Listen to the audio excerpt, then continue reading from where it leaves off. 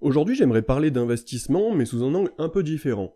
On va parler de la stratégie à dividende, mais pas seulement pour son aspect financier, parce qu'au-delà de l'argent, investir en dividende, ça peut aussi devenir un véritable parcours de croissance personnelle. Beaucoup de gens voient la bourse comme une histoire de chiffres et de courbes, mais ce qu'on oublie souvent, c'est que l'investissement nous transforme aussi mentalement. Avec une stratégie à dividende, tu développes des qualités comme la patience, la discipline, et surtout la maîtrise émotionnelle. Tu apprends à voir plus loin, à rester calme dans les périodes de turbulence et à devenir un acteur de ton avenir financier. À la fin de cette vidéo, tu auras des pistes pour te lancer et une vision des bénéfices cachés de l'investissement en dividende.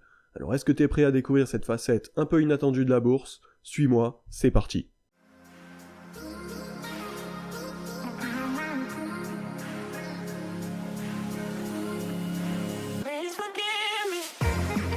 Pour moi, la stratégie à dividende, c'est avant tout un exercice de discipline et de patience.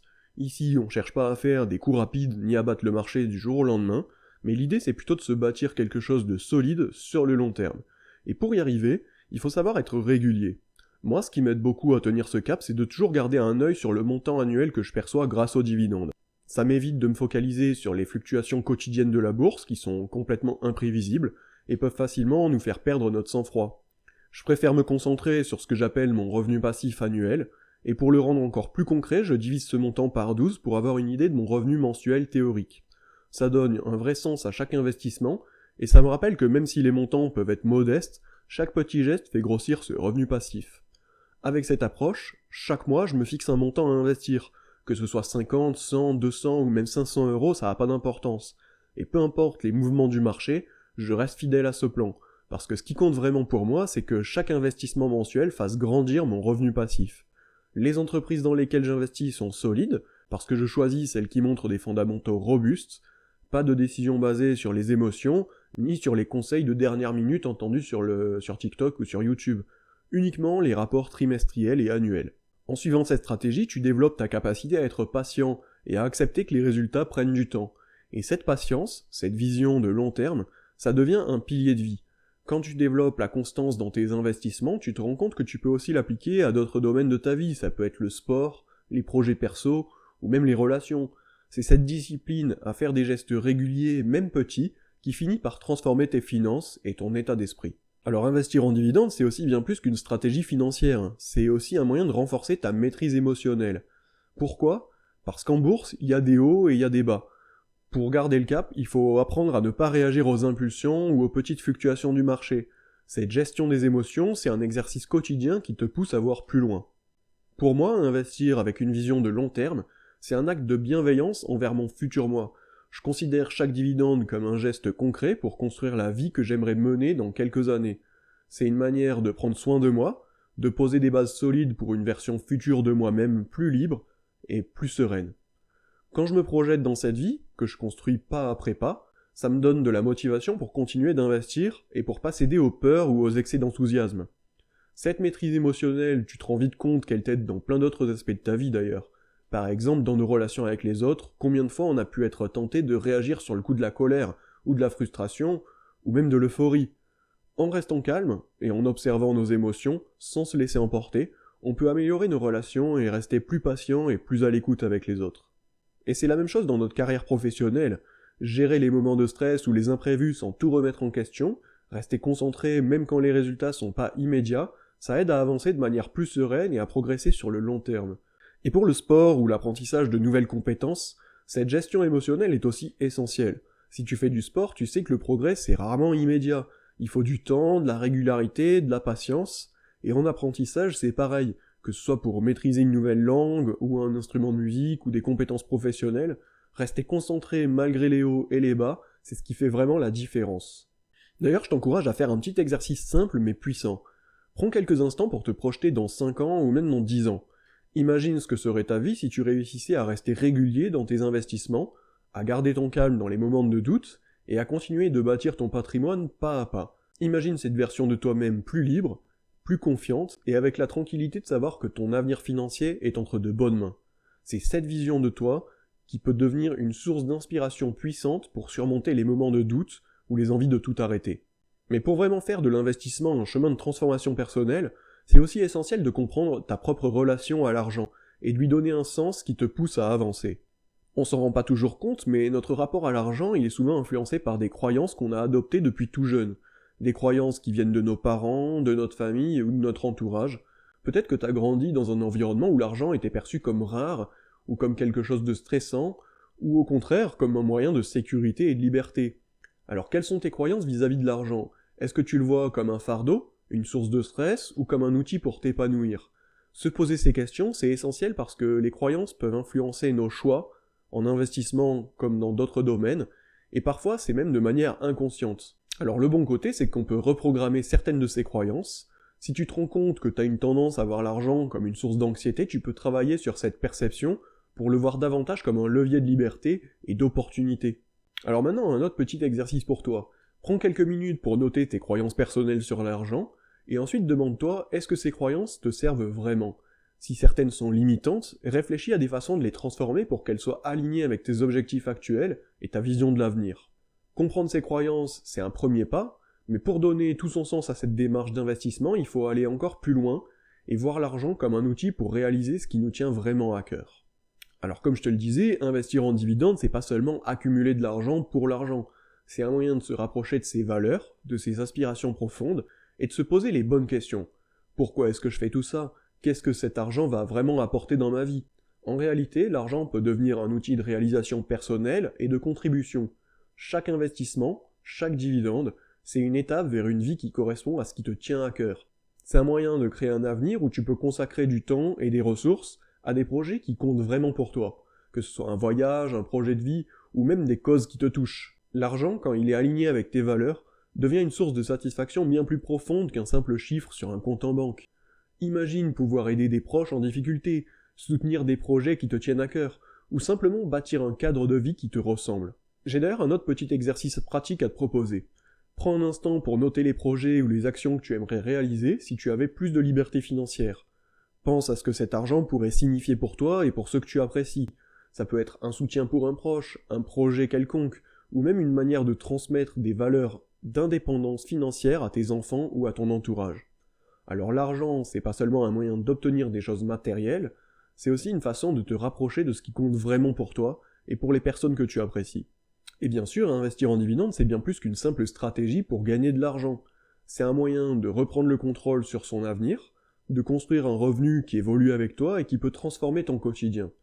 Avec un revenu passif qui grossit mois après mois, tu deviens moins dépendant de ton salaire ou de ton emploi. C'est un revenu qui te suit, qui grandit avec toi et qui peut vraiment changer ton niveau de vie à chaque étape. Pour te donner une idée plus concrète de l'impact de cette stratégie, je vais te parler des différentes étapes de liberté financière qu'elle peut t'offrir. L'étape 1, couvrir les dépenses de base ou un abonnement essentiel. Au départ, ton revenu passif peut sembler modeste, peut-être qu'il te rapporte 50 ou 100 euros par mois, ce qui est déjà pas mal ceci dit. Avec ce montant, tu peux déjà couvrir certaines petites dépenses essentielles, la facture internet ou l'abonnement de téléphone, ou même l'abonnement à la salle de sport. Ça peut sembler peu, mais c'est un premier pas, et ces petites dépenses du quotidien sont allégées sans que tu aies vraiment besoin d'y penser. Cette première étape, c'est un vrai déclic, elle te montre que tes investissements ont un impact concret et immédiat, même modeste. Voir cette petite somme arriver chaque mois, ça te motive. Chaque investissement fait grandir ce revenu passif, et tu commences à sentir vraiment la différence. L'étape 2, ça peut être vivre dans un logement plus confortable. À un niveau plus avancé, imaginons que ton revenu passif atteigne 500 ou 600 euros par mois, là on commence à parler de quelque chose de concret. Avec cette somme, tu peux envisager de vivre dans un logement plus confortable. Par exemple, tu pourrais déménager dans un appartement avec plus d'espace, ou dans un quartier qui te plaît davantage. Cette somme mensuelle te permet d'améliorer ton cadre de vie, sans être entièrement dépendant de ton salaire pour financer ce confort. Cette étape, elle est vraiment super importante, parce que ton investissement commence à se traduire par un confort au quotidien. C'est plus seulement un chiffre sur un compte, c'est une qualité de vie qui augmente et une stabilité qui s'installe. À l'étape 3, on pourrait imaginer que tu peux couvrir un crédit immobilier. Par exemple, imagine que ton revenu passif atteigne 1000 euros par mois. Là, on arrive à un niveau où ce montant peut couvrir une partie importante, voire la totalité de ton crédit immobilier. Ça veut dire que tu peux avancer dans la propriété de ton logement sans que chaque mensualité pèse trop sur ton budget. À ce stade, on peut vraiment dire que tu as construit une vraie stabilité. En plus de bâtir ton patrimoine, tu gagnes en indépendance financière. Au lieu de te sentir sous pression pour rembourser ton crédit, tu peux utiliser ton revenu passif pour bâtir quelque chose de durable sans sacrifier ta tranquillité financière. Et à l'étape 4, on peut choisir de travailler par passion et non par nécessité. C'est l'étape ultime, celle où ton revenu passif atteint un niveau où elle te permet de couvrir une grande partie de tes besoins mensuels, par exemple 2000 ou 3000 euros ou même plus. À ce stade, t'es plus obligé de travailler pour subvenir à tes besoins, le travail devient un choix et non plus une contrainte. Imagine cette liberté, travailler uniquement parce que tu le veux, parce que t'es passionné par ce que tu fais, et non parce que t'en as besoin pour boucler les fins de mois. C'est un niveau d'indépendance qui te permet de vivre selon tes propres termes, tu peux décider de consacrer ton temps à des projets personnels, de passer plus de temps avec tes proches, ou même de voyager. Cette liberté financière, c'est l'aboutissement de ta stratégie à dividendes. C'est un mode de vie où tu choisis ta vie, pas parce que tu dois, mais parce que tu veux. Alors bien sûr, pour atteindre ces niveaux de liberté financière, c'est important de garder en tête une règle essentielle de la stratégie à dividendes. Ne pas toucher aux dividendes tant que t'as pas atteint ton objectif d'investissement.